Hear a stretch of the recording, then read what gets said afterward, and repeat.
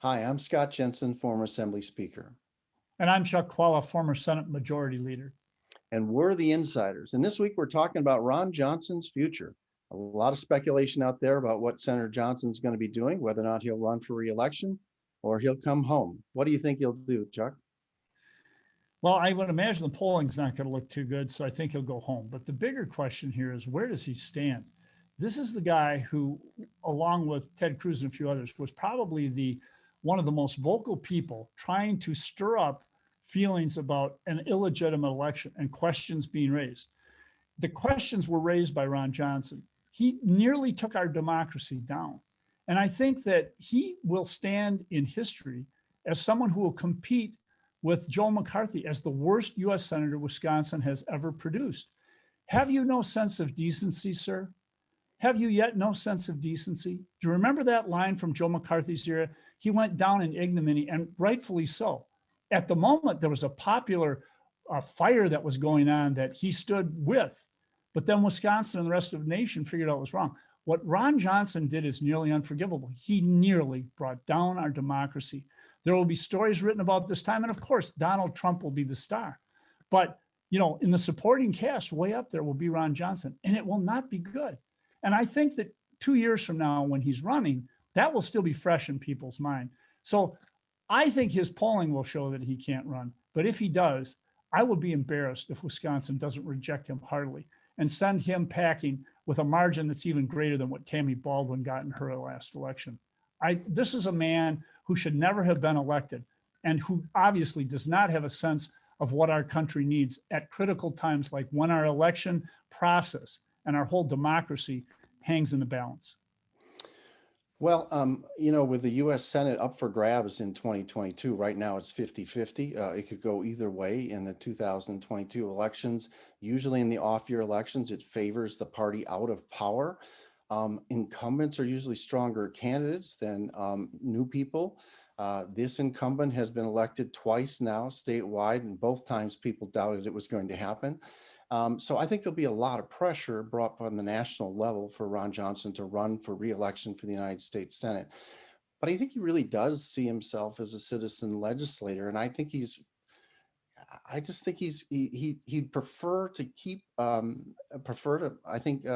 head home and wrap it up. I think that's where he lies, but it's a close call. He's going to get a lot of pressure on it. If he chooses not to run for re-election, I think we have a deep bench on the Republican side. Congressman Gallagher would be very likely to run. I think Congressman Duffy would consider doing it. Kevin Nicholson would consider it. All three of those people have been fairly strong candidates in the past.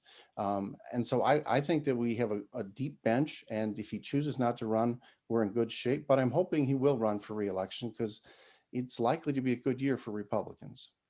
Well, that's interesting and intriguing to me because I was going to ask you, Scott, before you made that last statement. You really feel that his polling will be adequate and that what happened here in Washington, D.C. will not haunt him at all coming into 2 years? You think people will forgive this? Is that where you're coming from? Well, in the moment, I think the polling is not likely to be good, but his polling wasn't good in 4 years ago when he was running for re-election until the day before the election. I mean, it was in September, it looked like he was going to lose by a large margin.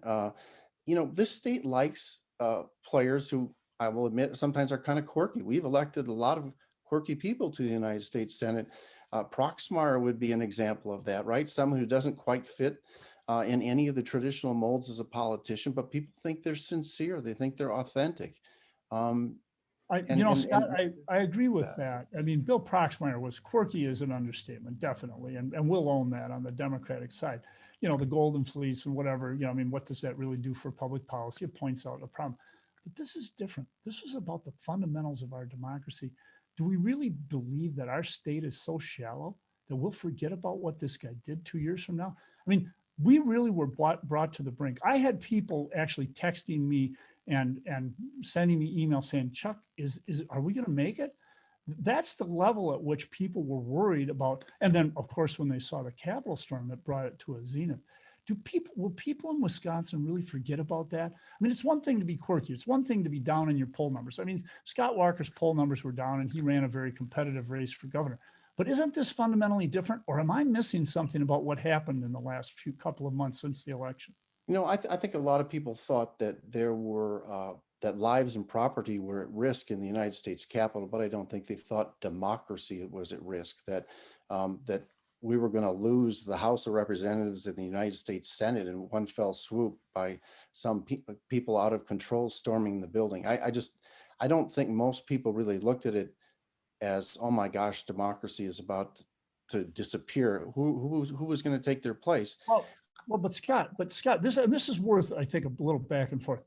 I think we were the only state where we were one vote away in our Supreme Court from overturning the Wisconsin election for president. And we know that many more people, about the same amount more, voted for Joe Biden that voted for Donald Trump over Hillary the previous time. And we were one vote away from that being changed. Oh, I That think is you were still one in- vote away from the case coming before the court. I don't think you're one vote Usually away from that's a- them overturning usually the that's a results of the precursor. election. I Other think the states, court would be really reluctant to overturn the results, as was true of courts all over the nation. Democracy did hold in that way all over the country, right? We didn't have courts overturning the results of the election. So I well, think there's a lot of rhetoric on both sides that were overheated. Unfortunately, it inspired some people to do some bad things. I think Ron Johnson has come back to criticize what was done there. It's a long time, and 2002 is likely, 22 is likely to be a good year for Republicans running for office. remember what the intent was. There were people with what do you call these ties? They were going in to go after Mike Pence. I could see a scenario, and some people suggested to me that the scenario was that they would have dragged Mike Pence into the Senate chamber and had him do what Donald Trump wanted him to do.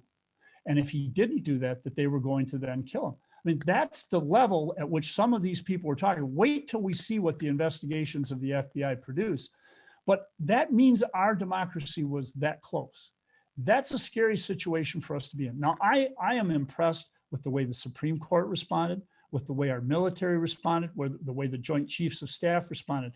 But to be this close and to have the one person who is trying to bring us down, Donald Trump, being aided and abetted in a big way by someone like Ron Johnson, I don't think our state will forget that, or else I'm really sad about our state. But I do not think our state will forget that.